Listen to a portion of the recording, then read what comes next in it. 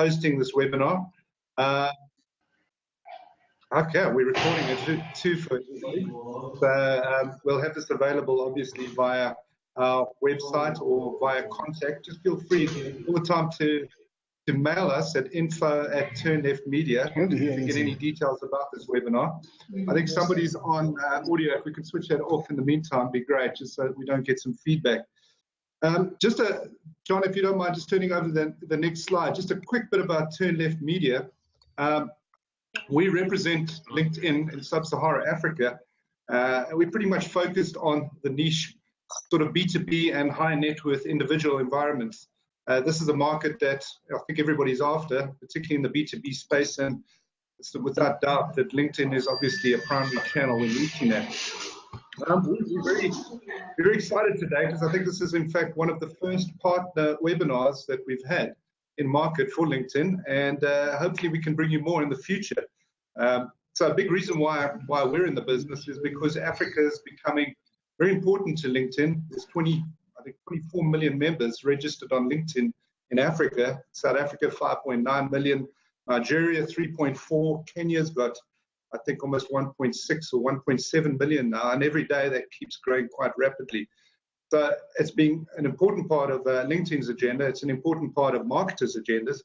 But of course, why we're here today is all about content marketing. And if you don't have a content marketing plan now, I think it's time to get it all sorted out. There's been a lot of talk about content marketing, and sometimes we get the wrong cues when it comes to it. So when we saw John Lombardo in London in February and March at our partner conference talking about Blockbuster marketing, we said, we got to have this guy come and present to our clients, and if he can't get you, we've got to get him over the webinar. So we've got him over the webinar today to really bring a different angle to content marketing. Sorry guys, if we can just turn our audio off there for everybody, it'd be great. I think we got it there. So just a little bit about John. He's sitting in New York right now, so his day has just started. I know the LinkedIn offices are in the Empire State Building, so he's probably looking over Manhattan as we speak and getting ready to talk to his African market. John is the global brand strategy lead for LinkedIn. So, he's a top senior guy, and we're very excited to send his presentation or present his presentation on content marketing. I think you guys are really going to enjoy this. So without further ado, John, it's all over to you.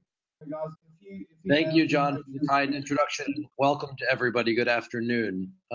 Very quickly, just want to encourage you, as you see this, if you have notes, please submit the notes. There's a Q&A area, and we'd be happy to take Q&A at the end.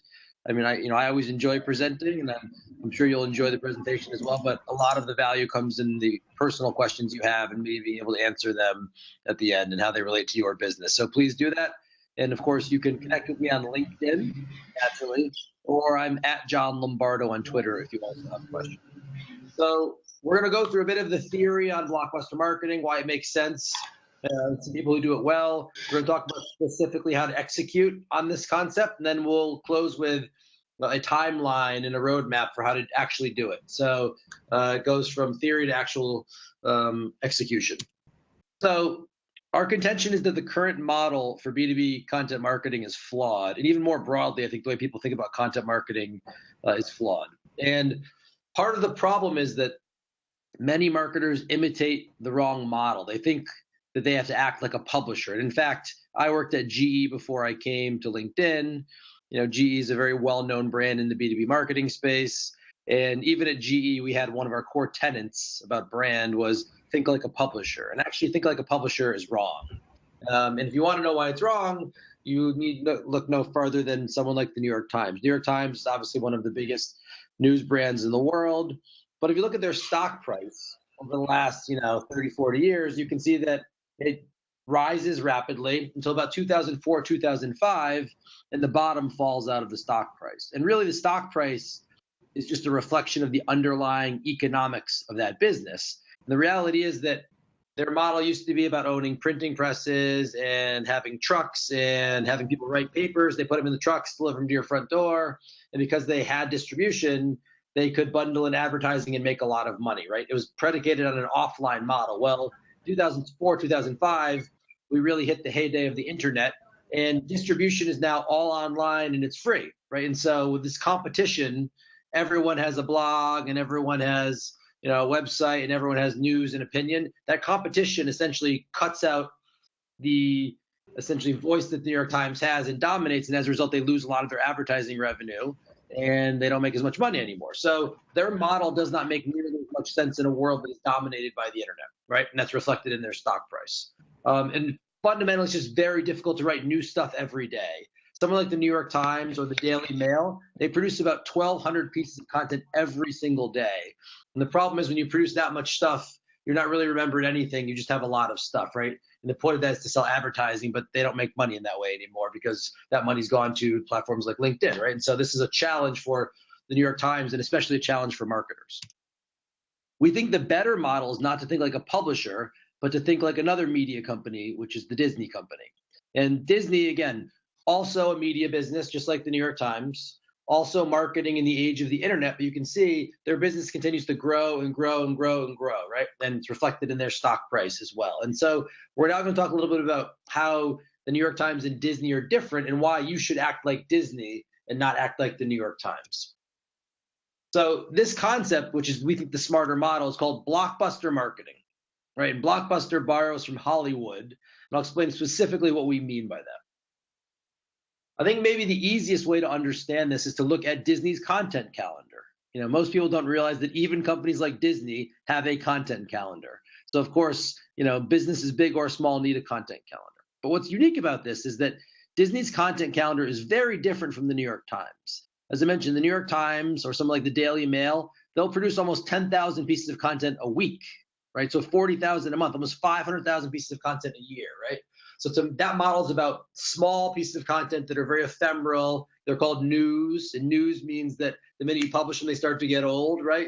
But go away, essentially, right? And so big differences here are that Disney doesn't do hundreds of thousands of pieces of content a year. They do 13 movies. We call these content franchises, right? So already there's a difference. New York Times is very lightweight and ephemeral, and the New York Times is very heavyweight and big, right? That's number one. In fact, Disney only did 13 movies in 2016, and 5 of those 13 movies made $1 billion or more. It's the first time a single movie studio has ever had all the top 5 grossing movies in the world, and the first time that they've made $1 billion or more. So it's really about big bets, right? So the second thing you'll notice is that, news means new, right? If you look at this content calendar, you've probably seen a lot of these movies. And in fact, you may have seen Star Wars back in 1979. And so, that's a 40-year franchise now, right? So Star Wars has been around for 40 years, and it's still the most profitable movie franchise of all time. And it will be next year when the next movie comes out. The other thing you'll notice is things like Marvel. There's Marvel Avengers, Marvel Ant-Man, Marvel, Captain America, Marvel Guardians of the Galaxy. Marvel was a comic book company that's been around for 50, 60, 70 years. So again, that's old content, not new content, right? And so all of the things on this content calendar are big bets, and it's old content with a lot of back catalog value. It's not news, it's olds, right?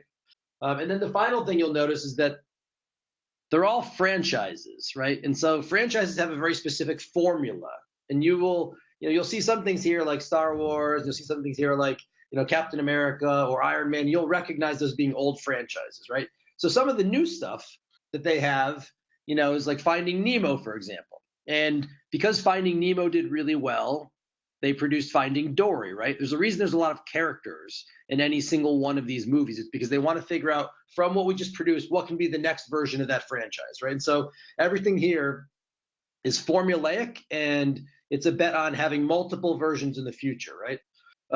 And nothing here is really original either. If I said to you, Finding Nemo is original, you might say, yeah, I saw that movie, and that movie is original. I've not seen anything like that. But fundamentally, that movie is about a fish that's trying to find its way home, right?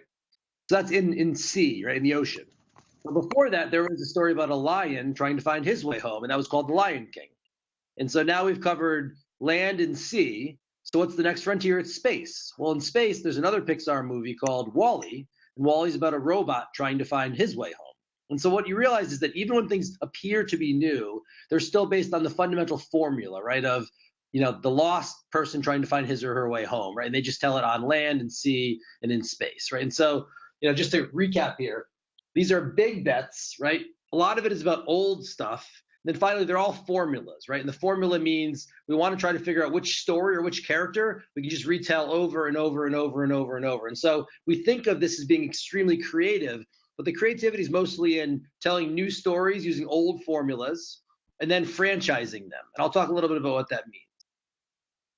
You know, Disney's very well known, maybe more well known actually for the way that it makes its money than the actual franchise that makes its money through. So Star Wars is a movie. What you're looking at here is actually the cover for the video game. And so they have a lot of things like they have, you know, their amusement park rides, they have their video games, they have their movies. When new technology comes out, they don't try to invent new ideas for new technology. When new technology comes out like drones, and this is a drone, they just take their old idea, which is the X-Wing, which has been in all their movies, and they put it into this new format and say, great, the drone is the X-Wing, right? And so the point is the core IP never changes. It's always just about the brand itself, Star Wars, or the characters within it.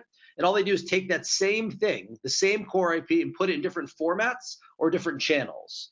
What I mean by formats, obviously, is, you know, you can see thermoses here, you can see lunch boxes, right? And you can also see that it's not just different formats, it's different channels. So they market the exact same thing through as many channels as possible. Pottery Barn, Target, right? So whatever distribution they can find, Amazon, but it's always the same thing being distributed in different formats across different channels. But it's much easier to manage complexity when it's one idea being marketed across all formats and all channels, right? And that's the way to be focused, but still maximize revenue across every channel. And this strategy I'm talking about is actually called total merchandising by Disney. And it's one of the things they're most famous for. Most people don't realize that the first $1 million product Disney had was not a movie at all. It was a Mickey Mouse watch that they sold in Macy's, ironically just across the street from me right now. But their model's always been more about making money from selling merchandise than making movies. And so really the movie is just a preview to sell all of the content, right? Which is a funny thing to think about because we know them for their movies, but the way they make a lot of their money is through the merchandise, not through the big movie itself. Now, in B2B, the concept is similar, right? This idea of total merchandising, and this idea of content franchises, but it's a little bit different, and it's different in this very simple way. In B2C, you're selling entertainment. In B2B, you're selling expertise, right? And so this is because people who are buying things that are more expensive, that are for the business, where their boss is involved, where their entire workforce is using it, those are more considered decisions. They're riskier decisions because if you buy something and it doesn't work out, it impacts your entire workforce, right? And so when there's a risky decision to be made, you want to buy from a person who is the expert, who's the thought leader, who gives you confidence that if you buy this, it will get you to a better place tomorrow. And what that typically looks in B2B is stuff like this. Now, this is a woman named Mary Meeker. And every year, Mary Meeker writes what's called the Internet Trends Report. And it's the single best performing piece of content on SlideShare. And it gets about 10 million views a year. And it's all about e-commerce and AR and VR and cloud and mobile and across all the different geographies in the world. And the point here is that it's the definitive resource that entrepreneurs look to when they're trying to figure out how to think about the future, right? And how to build their products and services to reach as many people as possible in the future.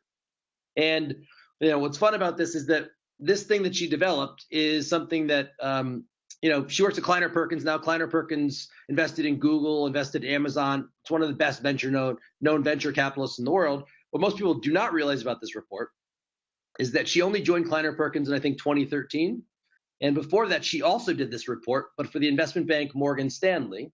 And when she was there, that was the best report that Morgan Stanley did. She was a star banker there. And so in the same way that Disney bought Star Wars and Disney bought Marvel for their cast of characters, for their stories, in that exact same way, Kleiner Perkins hired Mary Meeker for her storytelling, for her brand, right? And so B2B and B2C are very similar in this respect. Pre-existing brands have extraordinary value and need to be continually marketed to squeeze all of that value out of the brand or the person or the idea.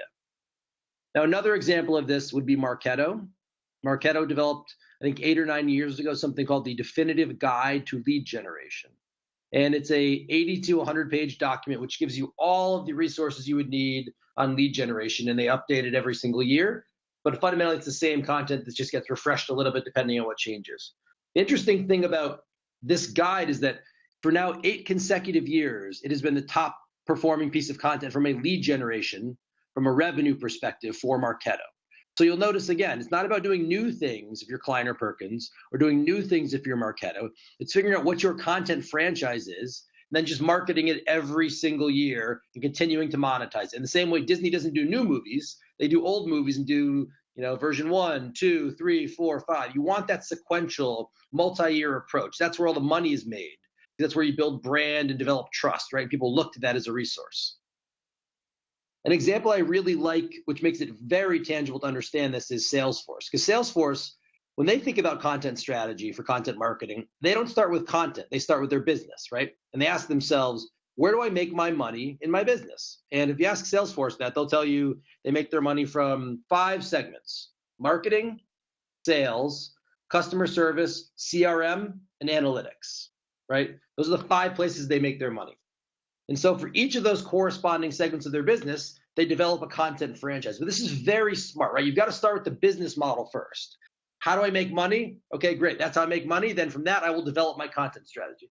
If you develop your content strategy devoid of thinking about your business strategy, there'll be no business model. You won't make money from it. Your boss will ask you why you're not making money. It's a problem for you. If you always attach it to your business strategy, you don't have that problem because the downloads become conversations for sales to have, which generates meetings, which generate revenue, right? And so that idea of starting with business strategy, really smart and very, very strategic, and something that Salesforce does very well. So what you'll notice is they have state of analytics, state of sales, state of marketing. You'll also notice 2015 state of sales, 2016 state of marketing. Why is that?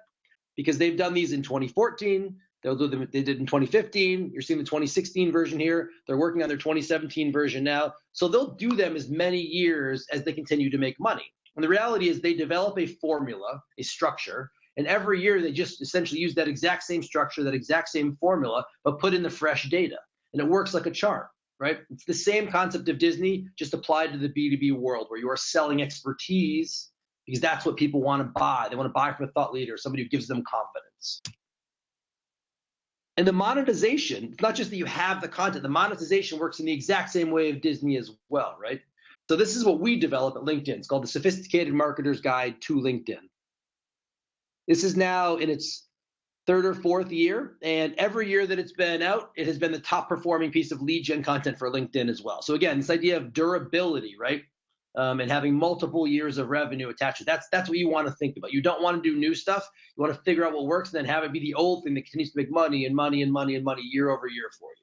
And so that's why it says new for 2015, now with more B2B goodness, because we're just refreshing it every single year, right? It's easier for you as a marketer, and it's very profitable for you as well because you know you're going to make the money from it.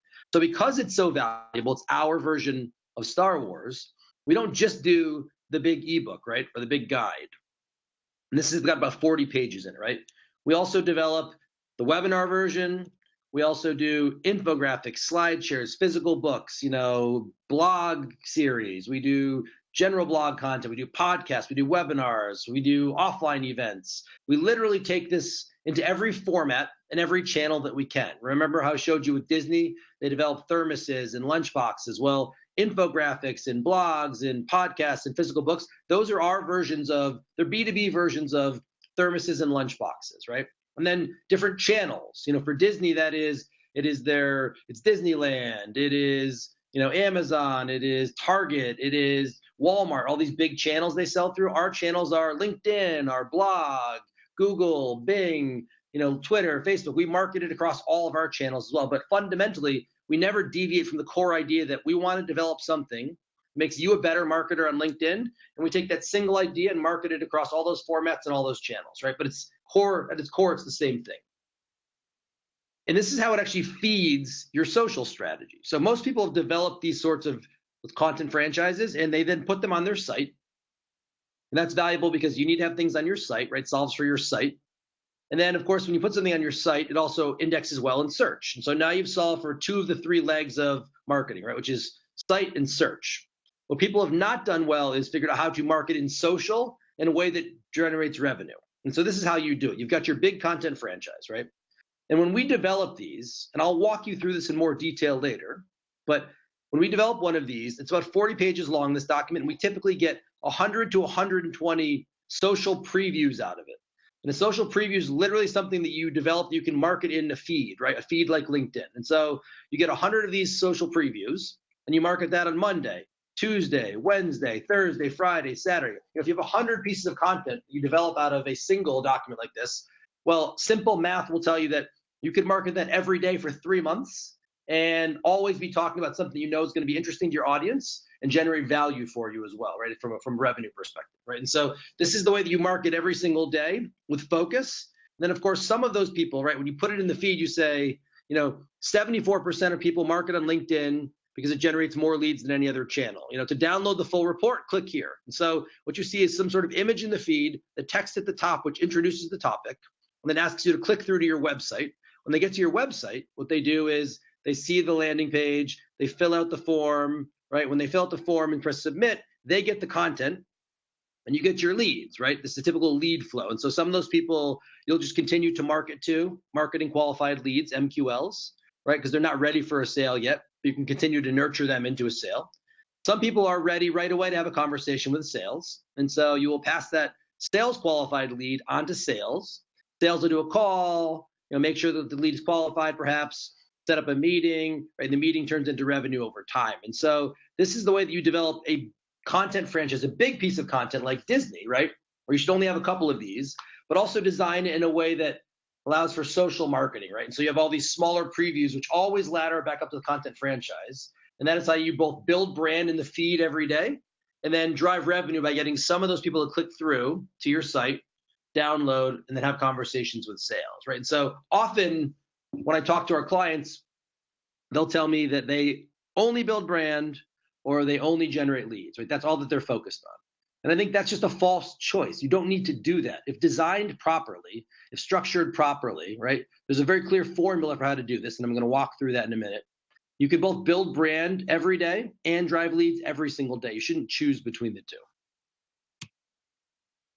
So just to recap on the theoretical section here, although it gets into a bit of the tactics in the end. We really like this idea of blockbuster marketing because when you're doing fewer things, you're going to do them better, right? Part of the struggle for the papers is that they have to do literally 10,000 articles a week. Well, that's very difficult. It's very difficult to come up with 10,000 good stories a week. A lot of that is just filler, right? Whereas Disney's just doing 13 movies a year. It's literally doing one big movie every month, right? And that's going to be an easier thing to do if you're putting all of your energy, time, resources, people into these big ideas. They're going to be better, right? Better things are more likely to get attention, to break through.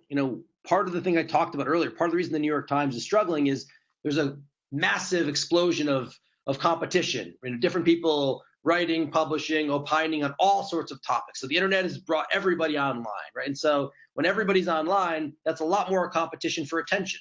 Newspapers in the past didn't have that kind of competition for attention. Now that they do, their profits are being competed away. So the point is it's very difficult to break through, even for the New York Times.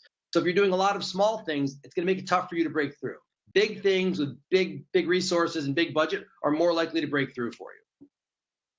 This also offers better ROI. When you're focused on marketing a single thing with more of your budget, you're going to make more money this year, but you're also going to be able to refresh it for 2017, 2018, 2019. And so this idea builds brand and then makes money for you every single year that you market. In the same way that, Star Wars is very well understood, and so they're going to market it all the next 5, 6, 7, 10 years and make money every year by doing that. So it's better ROI. And then finally, there's this concept of what's called the halo effect. And the halo effect means when people start to understand that, hey, this is that brand and they produce this big thing, they start to reach out proactively to find your content. And in the course of looking for that content, which they know because they've seen it many years in a row, they discover other content of yours. And so when a big piece of content actually supports a lot of the other newer initiatives you'll build, right? And so the halo effect, actually one document or one content franchise helps to create value for the entirety of your content marketing offerings. There's a really wonderful book by a gentleman named Derek Thompson called Hitmakers. And Hitmakers talks about, in very clear language, a lot of the concepts we're discussing today. And in particular, he talks about the halo effect. So it's something that might be worth, if you're interested in this concept, you can get the book on Audible and listen to it. You can read the book, obviously, through Amazon or wherever else you can find it, but it's a very clear articulation of a lot of these concepts, but in particular, the halo effect. So we offer this concept called Blockbusters as a Service because we believe deeply in this. And generally, if you think about a smart campaign, right, it's going to start with understanding your audience really well. It's going to then use those audience insights to frame a smart creative brief, which allows you to develop breakthrough creative. You'll then take that breakthrough creative, you'll distribute it on platforms like LinkedIn and others, right? And then you'll want to measure the efficacy of that program or that campaign to understand what worked and what didn't work. And then you'll optimize to what works. And then you'll take the insights from what works and use that to fuel, again, the insights around the audience to develop your next round of creative. And then you'll distribute that, and then you'll measure that. And it becomes a flywheel. It just goes round and around and around. It gets smarter and better and tighter as it goes, right? And so broadly speaking, I've highlighted two things in blue here, audience and creative. The reason being, distribution, there are many people that can help with distribution. I'm sure you know a lot about distribution. Distribution tends to be relatively well understood. And then measurement, everybody has his or her own approach to measurement. And so I'm not going to get into measurement here, though we understand that that is something that people care about and can be a pain point. I think the things that are immediately actionable that people don't do well enough today or do it with enough structure today is the idea around audience insights and then creative development, right? And so I'm going to talk about how to use LinkedIn data to develop audience insights and creative. And then we can talk a little bit maybe in the Q&A around distribution and measurement. But again, you can use distribution through a number of different partners, and they'll all help you. The people on the phone from LinkedIn and from Left Turn will help you. So that's easier to do from a distribution measurement perspective, but the audience and creative I think is valuable. So let's talk a little bit about audience insights. And let's talk about Netflix before we get into any actual tactical concepts around this. Now, Netflix in around 2012 made a decision to start producing original content. They're very well known for their original series. In fact, that's what Netflix is to most people now. But for a very long period of time, Netflix only bought back catalog content, kind of like Disney, right? They would essentially go and buy all the stuff from Marvel and put it in their back catalog. And when you logged into Netflix, you could see all this old content that they had, right? Again, reinforcing the value of old content. Now you can use old content to build a very profitable brand, right? But at some point they realized, well, we want to make original content as well.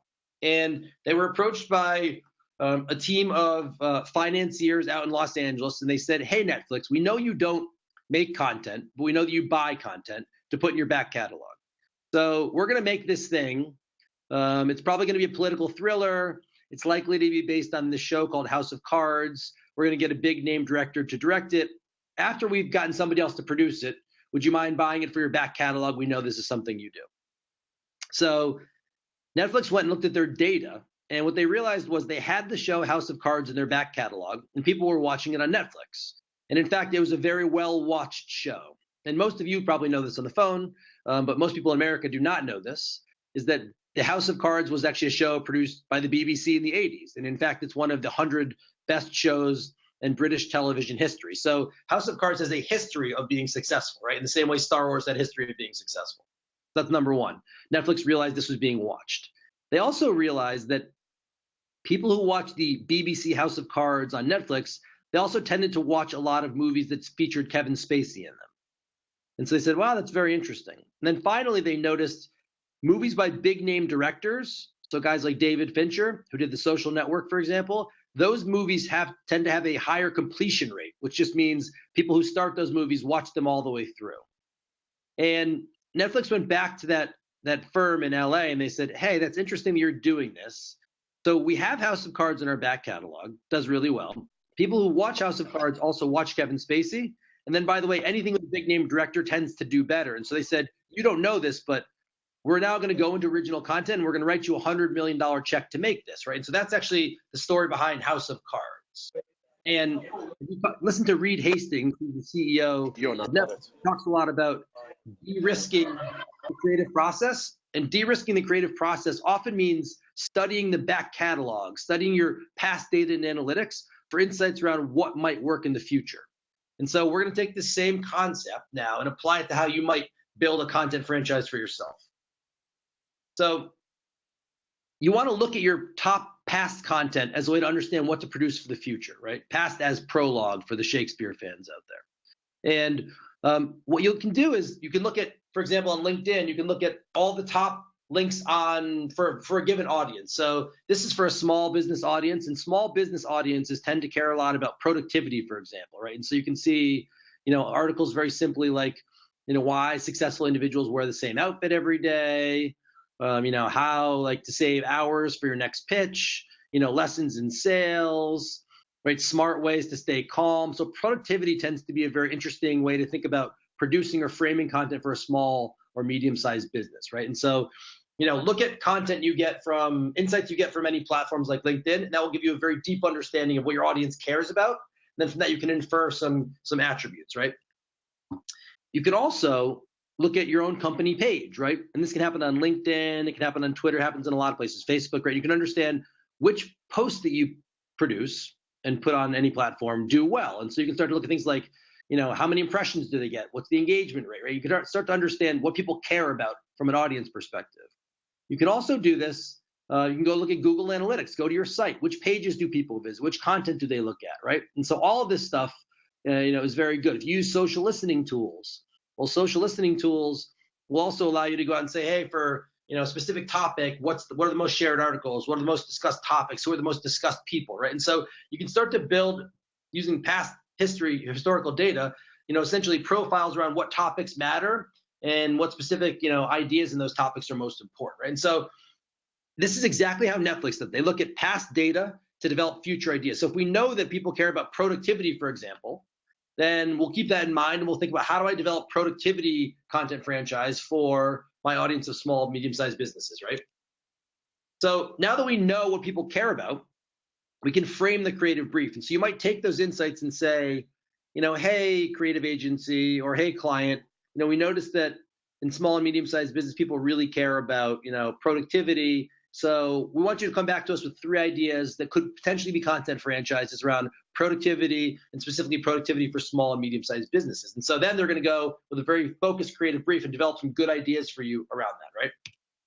But then it's important to develop it in a formulaic structure. I've talked a little bit about formula in the same way that, Finding Nemo is The Lion King, is Wall-E. That's a very clear formula, a very clear structure that they use for their storytelling, right? And you want that same concept applied to your creative. So you always start with company mission when developing creative, right? Like, who are we? What do we stand for, right? What's our vision for the world?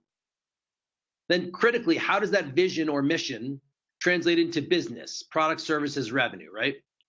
Right. And that will tell you what your blockbuster should be, because you can essentially figure out my content franchise is based on those things. It flows from the mission and the business, right? So I'm always aligned to who we are as a company. And it's got to be developed with thought leadership, social first design, touchpoint consistency, and brand characters. Now, let me give you a couple more tangible examples for how this looks. At LinkedIn, our mission is to make people more productive, make professionals more productive and successful. The specific business that we are in is B2B marketing. And so if we're trying to make B2B marketers more productive and successful, then it makes sense that we would develop something called the Sophisticated Marketer's Guide to LinkedIn, right? Because it delivers on our mission, it helps us to make money in our business, and it's core to just helping people be better at what they do, right? And so this is how you start with your mission, then align that to your business and your products and services and money, then develop a content franchise. A couple more examples. If you're in healthcare, for example, right, then you care about delivering better health to people. And if you feel that your innovation in your R&D, right, is what helps people, have better health, and then typically, that innovation obviously has to come out in some forms of like healthcare solutions, then you might develop a whole trends deck around the idea of innovations in health, which is something that we've pitched to Eli Lilly, right? And so that's how you sort of start with what they care about, where they feel they make their money, and that translates into this content franchise around innovations in health, right? The smarter people get around their innovations in health, the more likely they are to look to them for solutions and then buy from them.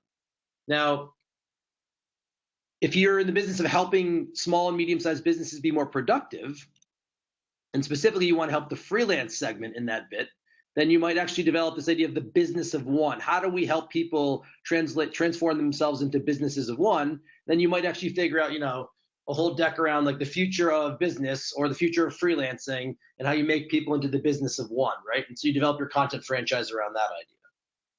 So now that we've outlined the creative framework, let's take a little bit closer look at each one of these creative principles. So number one is you need to have this formulaic structure based on your thought leadership, right?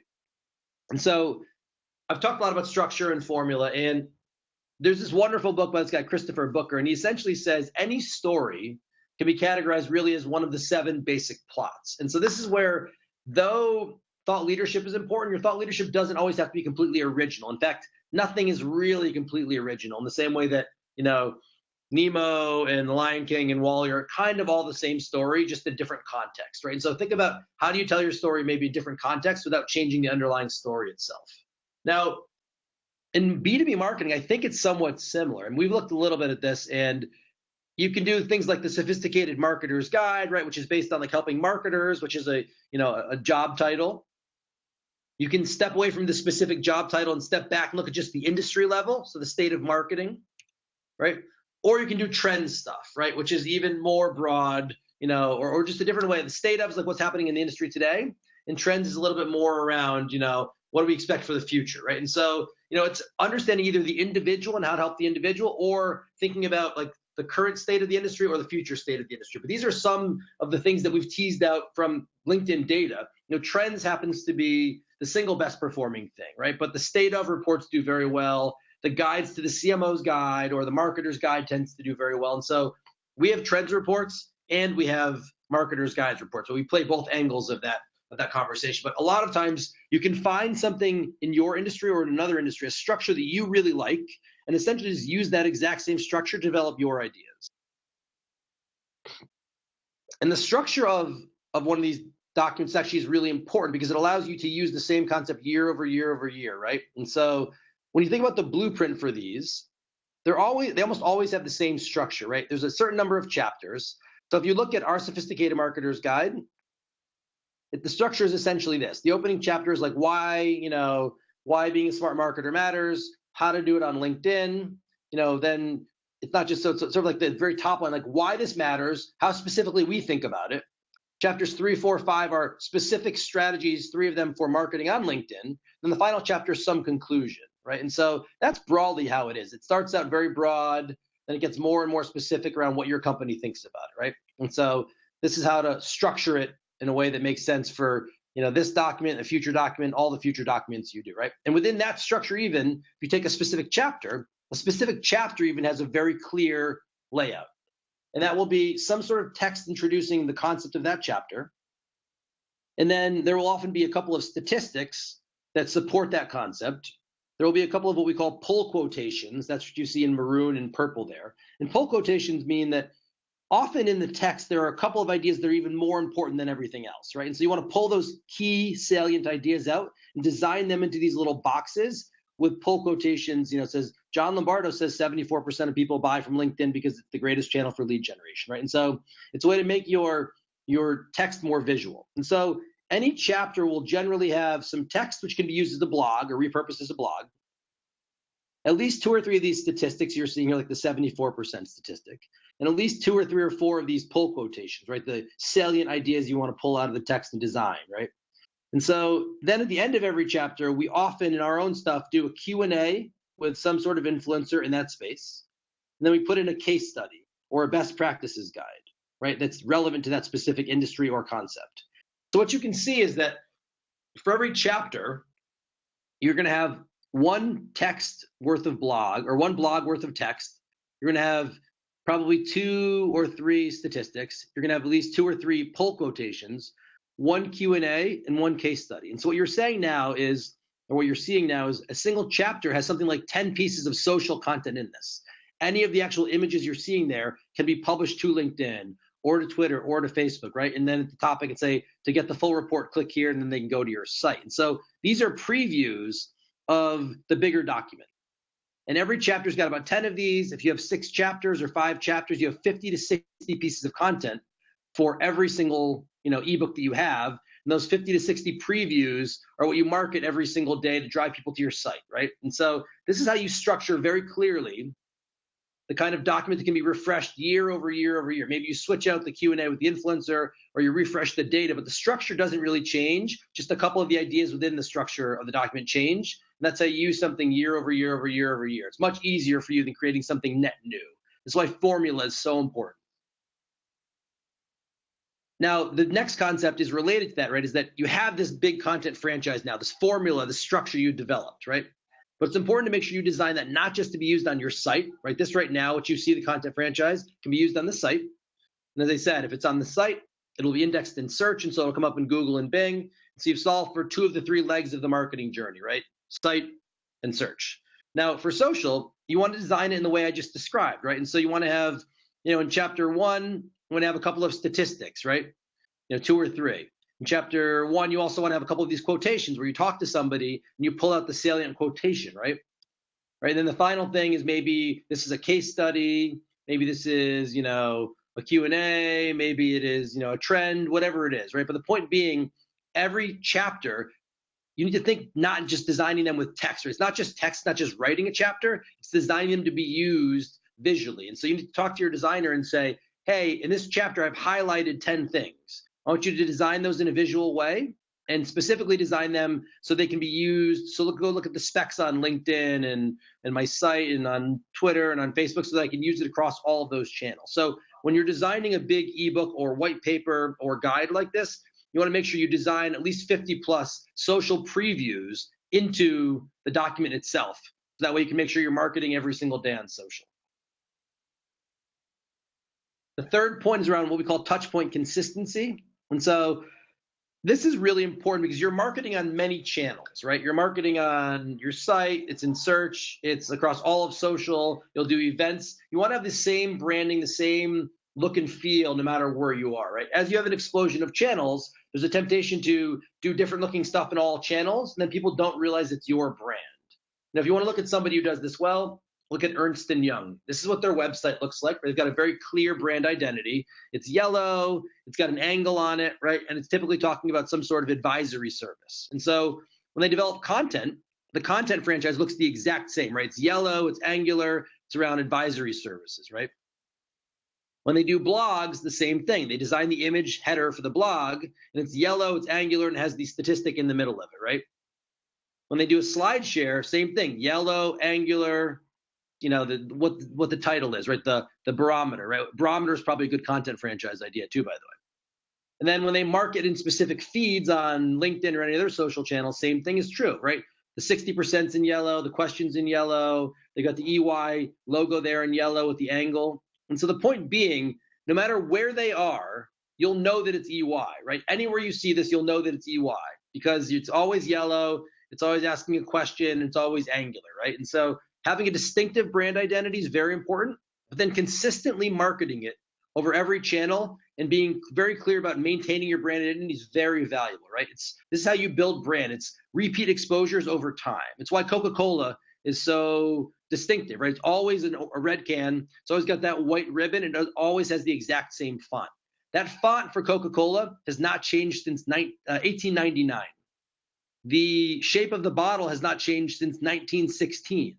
And red has always been the color of Coca-Cola. And so you can realize that most brands, they really develop a brand identity and they stay to it, for 100 years in some cases, right? And so again, in digital, there's a temptation to do the new, and you don't want the new. You actually want the old, and you want to be consistent with it, right? And you want to be distinctive with it. And the way that you're seeing here, this is a newer way to think about it with EY, but ranging from Coca-Cola or to EY, brands that are consistent and distinctive and then just market that for 100 years, they tend to have the strongest brands and do the best over time.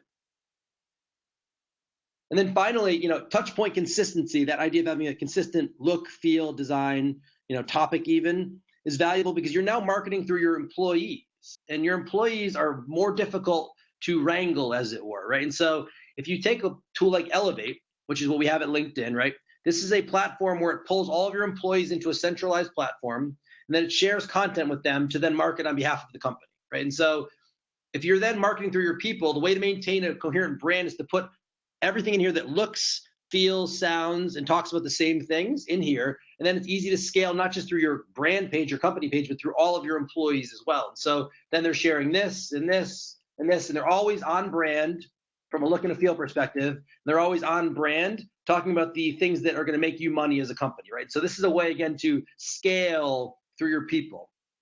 And this is very true of B2B, by the way, as well as B2C. We know characters very well in B2C. Everybody knows Han Solo and Chewbacca, right, from Star Wars.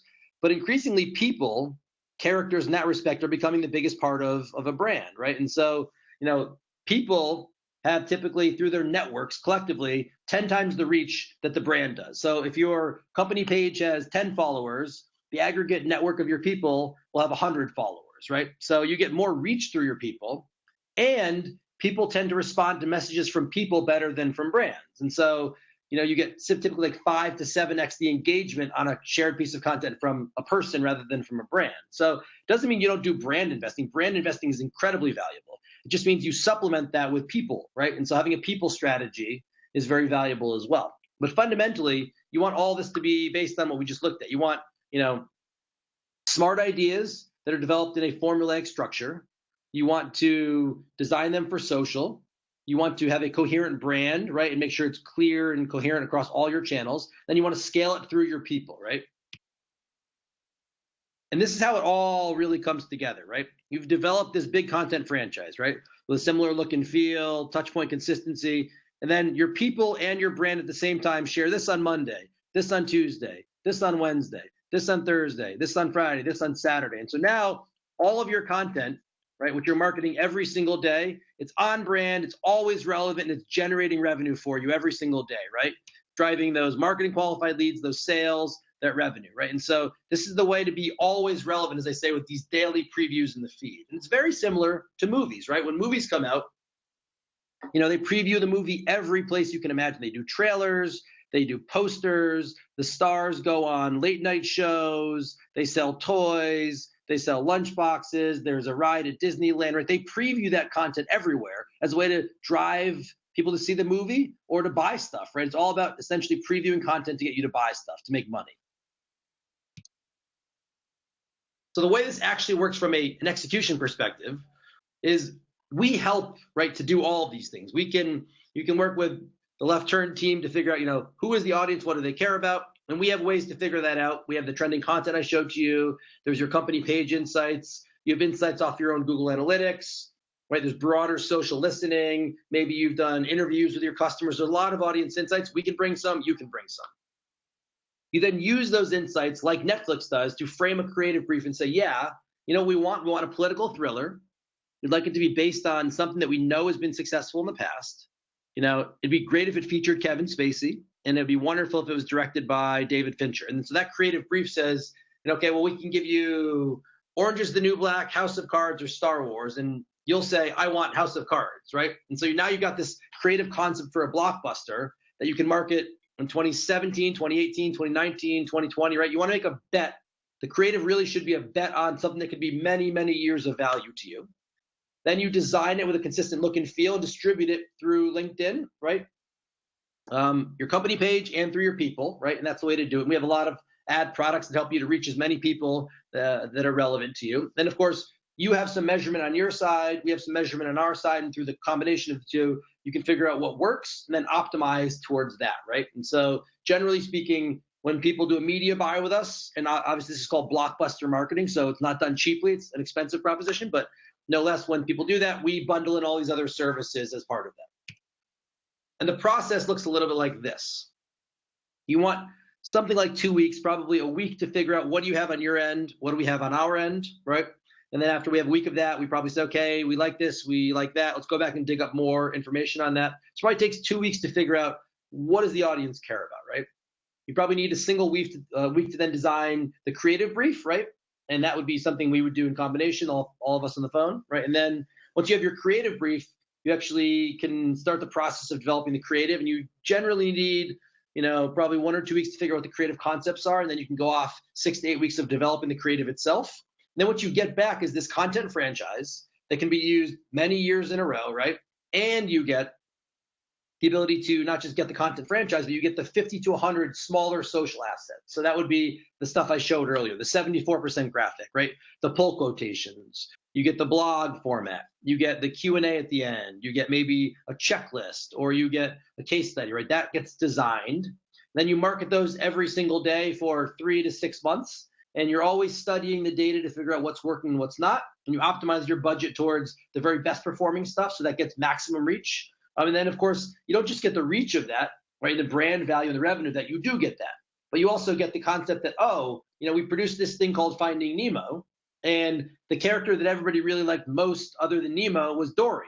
And so now we're going to make the next story, which is Finding Dory, which some of you may have seen. And so you get the reach and you get the revenue, but you also get the insights, and you mine the insights to develop or make better the next version of your content for the next year, right? And so that's the entire process. It's really being insights driven around strategy, creative, distribution, and optimization. That's the way to think like a Disney or a Netflix in producing content that you know will resonate and you know will drive revenue.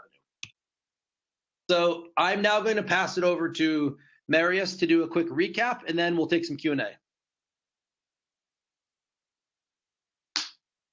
Hey guys, thank you so much for staying on the line so far. John, thanks for the introduction.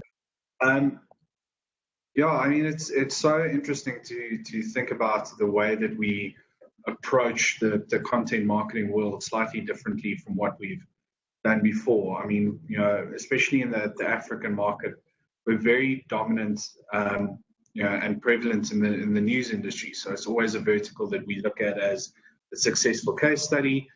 But it's interesting to see, you know, how guys like Disney are utilizing a very simple concept in terms of just doing fewer things better.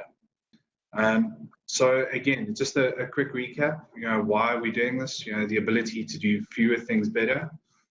You know, if you do consider doing blockbuster marketing, it allows you to cut through the clutter more easily. You know, one big piece of amazing content, you know, a unique perspective, rather than 10,000 small things. And then just the ability to scale this, you know, provides you with this unique opportunity as well. So I know that there'll be a couple of questions, but John, just from our side, I mean, the first question in our mind is, you know, for some of our clients and some of our agencies who don't have a lot of resources, you know, where should they start? How do we help them identify those unique opportunities within the business, or how do the clients go about if they don't have a massive team? Yep, it's a good question. So I think there are two ways to think about it. And, you know, number one, oftentimes clients or marketers already have some version of a content franchise. And you know, if you think about even Disney, right, they didn't do something net new. They had Star Wars existed in the world and they went and bought it. But oftentimes it doesn't have to be something you buy. It probably exists in-house. So I would first start by looking at what you already have rather than developing something new. And you'll probably find you have something. And if you have something that is considered a content franchise, I would probably just take that and I would have that designed for social, right? Atomize that or slice that into these social previews. So you have, you know, what was previously one big thing can become, you know, 25 small things or 50 small things. And so don't develop new content, just have it redesigned. It's much cheaper. And then have that redesigned stuff, then market that on LinkedIn and, you know, throw some version of organic and paid attention to that and market that, right? So that's one way to think about it. Another way to think about it, that's sort of a break it down strategy, right? You take a big thing and you break it down. The other way to do it is actually what we call the roll-up strategy. And the roll-up strategy means you might go look at your Google Analytics and you realize, you know, there's that slide I showed earlier. There's a lot of people interested in specific things around productivity, like wearing the same thing, saving time on PowerPoints, you know, that kind of thing. You may realize that the productivity content does really well. And you may realize that today it's mostly in the form of like articles, right? And so what you might say is, well, we're going to roll that up into a bigger ebook. And what we're going to say is like 10 productivity tips for marketers, right? And so what you're going to have is you'll take those articles, you'll put them in, you know, one at a time. You'll probably have 7. You'll go do a couple of Q&As with a couple of other marketers to figure out what their productivity tips are. And you have 10 things. And then you take that to a designer and you say, these 10 articles, like let's design them up into 10 Q&As. Let's add some statistics we can find online. You know, let's do some quotations, but that will essentially be a way of taking pre-existing things and rolling it up and developing a bigger piece of content, a content franchise that you can then again get designed and market as well. So if you're more resource constrained, either you take something big and you break it down, or you take something small and you roll it up, but that will get you to what you need in a way that is a little bit more cost effective than, you know, going and splashing hundreds of $1,000s on research to develop a content franchise, you know, to then distribute and measure. Okay, great. Second question. I mean, I know we've been discussing B2B quite extensively, and that's, you know, where LinkedIn shines. But for some of our other brands and clients who look after tourism or telecommunications or who do have elements of B2C. I mean, is Blockbuster marketing purely just a B2B play, or could they utilize the same learnings and the same opportunities for B2B? B2C, sorry. Yeah, I mean, I think, you know, it's a little bit tougher to do this in B2C, to be honest with you, but it can be done still. I mean, it's fundamentally about understanding what people care about, right? So, you know, in telecoms, that's probably still a productivity play. You know, people want to use the tools that telecommunications firms develop to be faster, more productive, more efficient, right? And so there's probably figure out, you know, within that audience, what are your key audiences? Are they in IT? Are they in management? Are they in business operations? You know, who are they, right? And then how do your tools help them to develop, you know, better ideas or, you know, better collaboration or whatever it would be? You could probably, that would work very well in telecom. In tourism, you know, I think it can be done as well. You probably wouldn't gate the content, right? Because gating content doesn't make sense because you're just trying to get people to read stuff to then visit, right? But you could do this in the same way. You know, we worked on some stuff for Dubai tourism a while back, and it was essentially just, you know, you want to, you know, this is where honestly, like, rather than doing a one-off article, I would pull together, you know, they've been panned for this sort of stuff, but I would pull together like series around like, you know, like 10 places to go out, 10 places to shop, 10 natural wonders, you know, 10 tours to take. I mean, I want to have a whole series of content which has a specific formula to it, 10 of this, 10 of that, 10 of that, 10 of that. But it can be done in that way as well, right? And then you could actually, like, you know, develop like the tourist guide to, let's say, Cape Town, right? Or to Joburg. I mean, something like that. So, you know, that can be done. There's a company called Skift, Skift, that is a travel site that does, I think, you know, travel guides really well. You know, another content franchise that's been insanely successful for the New York Times is the 36 Hours series, where it tells you the things to do in 36 hours in, you know, in any country, in any city around the world. And so what you'll realize is like that has become a thing for them, right? People look for the 36 hours version of that. And so these things, the key thing is you can be more B2C and you don't have to gate it, and it can be more about just awareness, but just have some construct, some franchise idea that you're going to play out throughout all of that content. So it's not always a net new idea. It's just 36 hours here, there, right? And just always be doing that.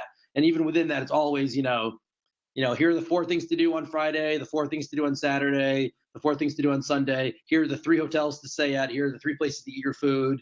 And then here are the 3 airlines to fly with, right? It's a very clear structure and formula every single time. Okay, great. Just from the attendees, are there any questions? You can unmute yourself, or you can drop a question in the chat.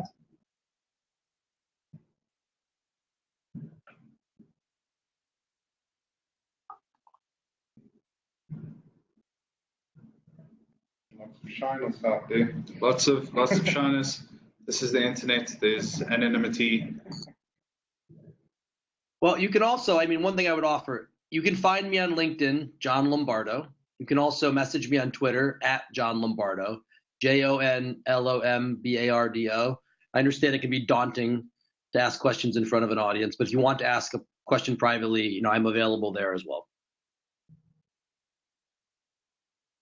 Okay.